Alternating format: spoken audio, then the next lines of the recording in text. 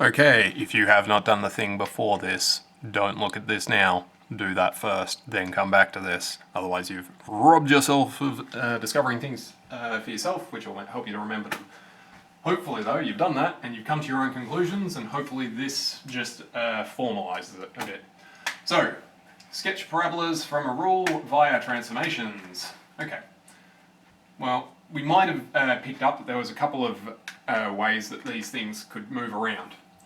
Now, we could have had something multiplying the x squared, we could have had something in the brackets with the x, and then the whole thing got squared, or we could have had x squared and then adding or minusing something on the end. Very imaginatively, I've called these A, B, and C. Okay, so what do each of these things do?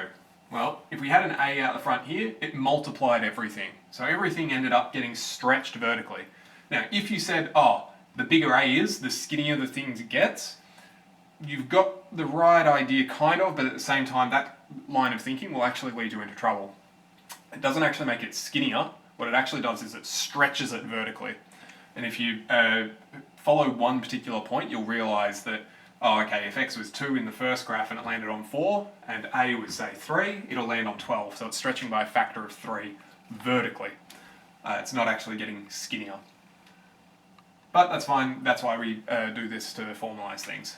So, when we say it stretches, or it multiplies by 3, what the fancy way of saying that is that it dilates by a factor of whatever that number was, so a, if it was 3, in the y direction. So it just means we're stretching it vertically. So stretching vertically, dilate by a factor of whatever, in the y direction. Cool. Now what you might have also noticed is, hang on, if this thing's negative, I don't get a smiley, I get a frowny. Well, I've encapsulated that here. If a is less than 0, it reflects about the about the x-axis. So in other words, turns over, or flips. So reflect just means to flip around. Specifically, we want to flip around the x-axis. We don't want to flip left or right, we want to flip up with down. So we're flipping about the x-axis. Now there's one other case in here. If a is between 0 and 1, you actually end up flattening it. However, that's still detailed in this statement. So if it dilates by a factor of a half, it becomes half as tall. So in other words, it shrinks by a factor of 2 is another way of saying it. But that's a bit more semantics than we really need to get into right now. Cool, okay. What about this b character?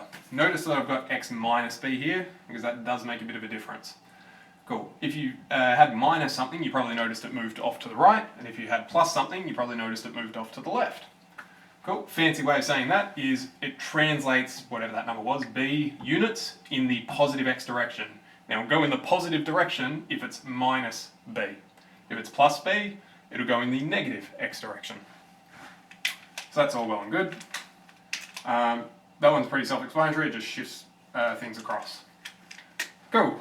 What about if I've got plus c on the end? Well, you might have noticed that just shifts it up or down. If it's minus c, it goes down. If it's plus c, it goes up.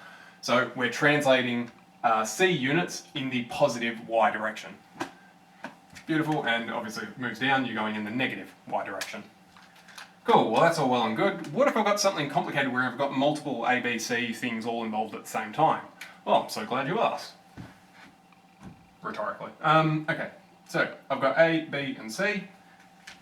What's going to happen? Conveniently, they're in alphabetical order. So we're going to do A first, then B, then C. You don't strictly have to do it in that order, but it's probably one of the easier ways to do it.